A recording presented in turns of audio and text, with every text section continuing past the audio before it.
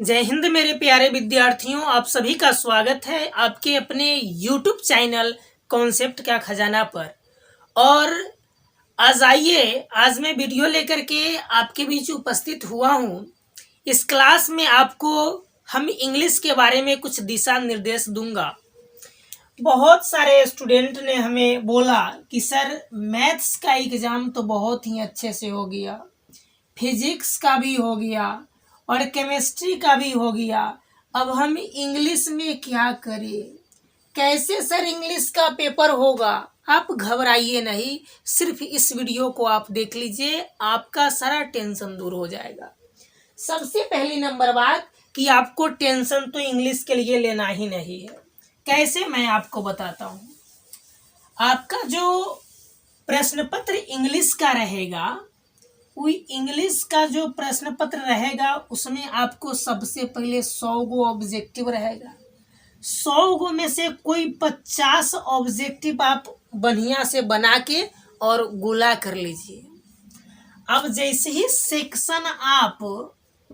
Section B में जाइएगा, चूंकि ऑब्जेक्टिव होता है सेक्शन ए में और सेक्शन बी में आपका होता है सब्जेक्टिव क्वेश्चन। जैसे ही जाइएगा आप सब्जेक्टिव क्वेश्चन में, तो सब्जेक्टिव क्वेश्चन में मैंने आपको बताया था कि क्वेश्चन नंबर 1 ही आपको मिलेगा। क्वेश्चन नंबर 1 पहला ही क्वेश्चन रहेगा 8 मार्क्स का, वो भी रहेगा आपका एस्से से। किससे रहेगा? एस्से से क्वेश्चन पूछा जाएगा। तो कोई 5 रहेगा, 1 पर लिखना है। आप अच्छी तरीका से एक बार एस्से को देख लीजिए। जिसने भी जो भी आप पढ़े हैं, चाहे हेल्थ इज वेल्थ पर पढ़े हैं, चाहे पॉल्यूशन पर पढ़े हैं, करप्शन पर पढ़े हैं, पॉपुलेशन पर पढ़े हैं, उसके बाद राइजिंग प्राइसेस पर पढ़े हैं, जिसको भी आप एक बार देख चुके हैं उसको एक बार आप देख लीजिए। तो इससे आपको कर लेना है। उसके बाद जैसे ही 2 नंबर में आइएगा, क्वेश्चन नंबर 2 में आइएगा, तो क्वेश्चन नंबर 2 में आपको करने के लिए क्या रहेगा? देखिए, आपको लाइन एक्सप्लेन पूछा जाएगा। 4 गो लाइन एक्सप्लेन रहेगा, किसी एक को आपको लिखना है। वैसे ही क्वेश्चन नंबर 3 में जाइएगा आप, तो 4 गो लाइन एक्सप्लेन रहेगा, फिर वहां आपको एक का आंसर देना है। यानी 4 पोएट्री सेक्शन से, 4 गो रहेगा आपको प्रोज सेक्शन से, एक एक लिखना है। फिर आप जैसे ही जाइएगा क्वेश्चन नंबर 4 में, तो आपको क्वेश्चन नंबर 4 में आपको दिया जाएगा एप्लीकेशन। क्या रहेगा? एप्लीकेशन रहेगा और एक रहेगा आपका लेटर दिया हुआ। तो मैंने आपको सलाह दिया था कि सबसे पहले आप एप्लीकेशन को ही बनाइएगा, लेटर को नहीं बनाइएगा, एप्लीकेशन। और अगर एप्लीकेशन के जो फॉर्मेट मैंने बताया है, अगर उस फॉर्मेट को सिर्फ आप कम से कम बेहतरीन तरीके से रिप्रेजेंट कर देते हैं, तो आपको 2.5 से 3 नंबर वहां से मिल जाएगा। बाकी बात बीच में जो लिखने के लिए आता है वहां से मिलेगा। तो हमने आपको बताया था कि एप्लीकेशन और लेटर, कभी कभी होता क्या है कि दोनों क्वेश्चन में लेटर ही लिखे हुए रहेगा, तो आप पहचानिएगा कैसे? तो मैंने आपको बताया है कि जब भी आप देखिएगा कि रिलेशनशिप के बारे में आ रहा है, यानी फ्रेंड आ गया, फादर आ गया, मदर आ गया, मटरनल अंकल आ गया, रिलेशनशिप से अगर संबंधित है तो समझ जाइएगा कि वह लेटर है। और जब भी आपका रहेगा दिया हुआ जैसे प्रिंसिपल के पास, हेडमास्टर के पास, इस प्रकार से अगर रहेगा तो समझ जाइएगा कि वो एप्लीकेशन है। तो उसका मैंने जो फॉर्मेट आपको बताया है, बस उस फॉर्मेट को कम से कम आप रिप्रेजेंट कर दीजिएगा। बाकी बात जो एप्लीकेशन के मैसेज में लिखने के लिए आता है, उसमें अगर आपको आ रहा है तो आप लिख दीजिए, और नहीं आ रहा है तो कैसे भी आप बना के और जरूर उसको भरने का प्रयास कीजिएगा। अगर इतना काम कर लेते हैं तो 5 में आपका कम से कम गलत भी लिखिएगा तो इतना जान लीजिए कि 3 नंबर कन्फर्म है। लेकिन आप बेहतरीन तरीके से उसको रिप्रेजेंट कीजिएगा। तो उसके बाद जैसे ही 5 नंबर में आइएगा, तो यहाँ पर आपको 10 गो शॉर्ट आंसर टाइप क्वेश्चन पूछा जाएगा। आप 5 गो का आपको क्या देना है, आंसर देना है, 5 का ही आंसर देना है। तो यहाँ जो 10 गो क्वेश्चन रहेगा इतना आपको रहेगा रेनबो पार्ट 2 से रहेगा आपका क्वेश्चन, और कहाँ से रहेगा, तो ए स्टोरी ऑफ इंग्लिश से रहेगा, ए स्टोरी ऑफ इंग्लिश से क्वेश्चन रहेगा। तो यानी कि इस दोनों से मिला के 10 क्वेश्चन रहेगा, 5 क्वेश्चन का आंसर देना है। किसी क्वेश्चन का आपको आंसर न भी आता है तो हम आपको बताते हैं कैसे करना है।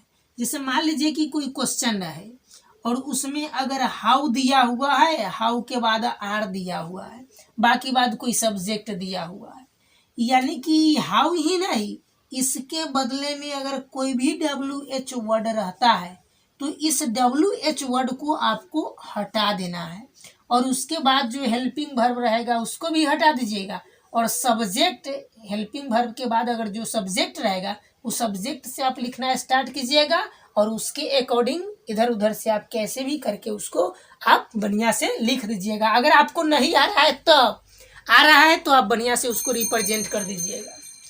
चलिए आपको हम आगे बताते हैं कि फिर आपका जो क्वेश्चन नंबर 6 में रहेगा, यहाँ क्वेश्चन नंबर 6 में ही बहुत सारे स्टूडेंट को दिक्कत होता है, ध्यान से समझिएगा।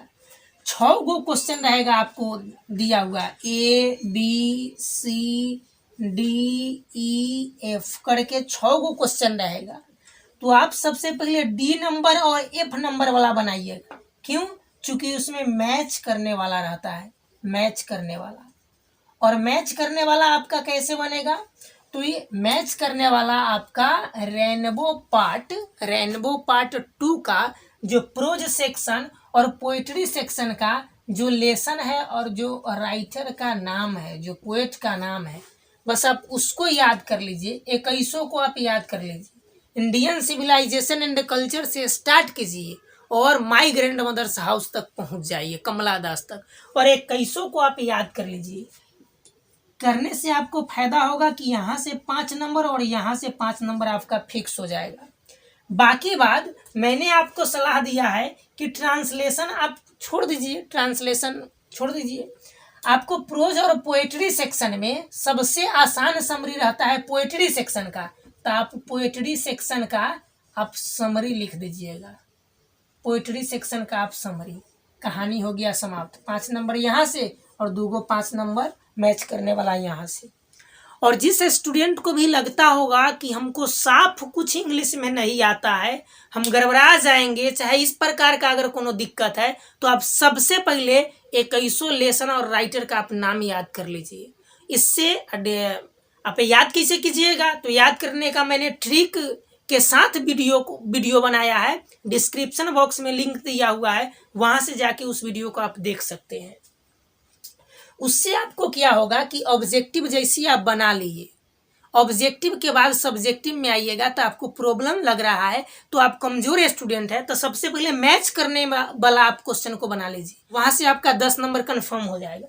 और उसको बनाना कैसे है, बहुत सारे लोग गलत तरीके से बनाते हैं। जैसे मान लीजिए कि इधर रहेगा आपका 1 2 3 लिखा हुआ, अगर इधर 1 2 3 ऐसे करके लिखा हुआ रहेगा, अगर इधर ABCD करके लिखा हुआ रहेगा, ठीक है ना, तो आप ऐसे ही लिखिएगा। इधर 1 2 है तो 1 2 ही लिखिएगा, इधर ABCD है तो ABCD ही लिखिएगा। विशेष जानकारी अगर प्राप्त करना है तो डिस्क्रिप्शन बॉक्स में लिंक दिया हुआ है कि क्वेश्चन नंबर 6 को आप कैसे बनाइएगा, मैच करने वाला कैसे बनाइएगा, यह वीडियो हमने बना के अपलोड कर दिया है, तो वहां से देख लीजिएगा। उसके बाद जैसे ही आप इसको बना लीजिएगा 6 नंबर को, तो लास्ट में 7 नंबर वाला में प्रेसिस आता है बनाने के लिए, और पैसेज रहेगा आपका पहले दिया हुआ, और नहीं तो प्रेसिस रहेगा। तो आप सबसे पहले बनाइए पैसेज को ही, इसको प्रेसिस बनाना कोई ज़रूरत नहीं है, इसको आप छोड़ दीजिए, चूंकि आसान होता है पैसेज कैसे आसान होता है कि क्वेश्चन 4 गो नीचे दिया हुआ रहेगा और चारों का आंसर देना है। ये मत समझिएगा कि सब में आधा आधा क्वेश्चन के आंसर देते हैं, तो हियो है 4 गो दिया हुआ तो 2 गो के आंसर देना है, नहीं, पैसेज में 4 दिया हुआ है, चारों क्वेश्चन का आपको आंसर लिखना है।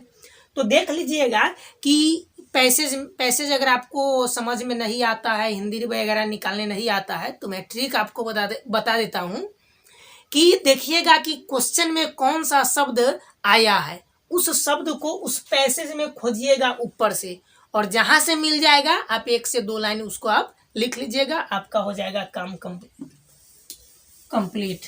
अब देखिए आपको हम बताते हैं कि आप फिलहाल अभी अच्छा ऑब्जेक्टिव में नंबर करने के लिए आप क्या कीजिए। ऑब्जेक्टिव, यदि आप चाहते हैं कि ऑब्जेक्टिव हमारा 50 में 50 सही हो, तो आपको क्या करना है, देखिए आप सबसे ज्यादा रेनबो पार्ट 2 पर फोकस कर लीजिए, क्योंकि ये स्टूडी ऑफ इंग्लिश से 5-6 ही सवाल पूछे जाते हैं, तो उतना इम्पोर्टेंट नहीं है जितना रेनबो पार्ट 2 इम्पोर्टेंट है। तो आप रेनबो पार्ट जो 2 है उसके 21 लेसन को आप बढ़िया से, इसके ऑब्जेक्टिव को आप बढ़िया तरीका से आप देख लीजिए, और उसके अलावा थोड़ा बहुत आप स्टोरी ऑफ इंग्लिश को भी देख लीजिए, और उसके अलावा आप ग्रामर सेक्शन को भी देख लीजिए। यहाँ आपको ऑब्जेक्टिव के रूप में क्या काम करना है कि सबसे पहले तो लेसन और राइटर का नाम याद रख लीजिए, लेसन और राइटर का नाम याद रख लीजिए। फिर आप यह याद रखिए कि उस लेसन को कहाँ से लिया गया है, किस चैप्टर से लिया गया है। पहला कि लेसन और उसके राइटर कौन है। फिर आप याद रखिए कि उस लेसन को कहाँ से लिया गया है। फिर आप यह याद रखिए कि वो लेसन क्या है, जैसे इंडियन सिविलाइजेशन एंड कल्चर क्या है, तो इससे है। भारत इज माई होम क्या है, तो यह आपका स्पीच है। इस तरीके से आप याद रखिए। फिर याद रखिए कि वह स्पीच किसके द्वारा डिलीवर किया गया है, किसने स्पीच दिया है, और कब दिया है स्पीच, कब दिया है उसको भी आप याद रखिए। इसके अलावा किसको कौन सा प्राइज मिला और कब मिला, इसको भी आप देख लीजिए। यदि आप इतना कर लेते हैं तो मैं विश्वास दिलाता हूं कि अंग्रेजी का पेपर भी कल उड़ेगा। तो आप निश्चिंत होके जाइए और अच्छी तरीका से अंग्रेजी के पेपर को भी आप दे के आइए। आप सभी को मेरे तरफ से best of luck. Thank you. फिर मिलते हैं नेक्स्ट वीडियो में।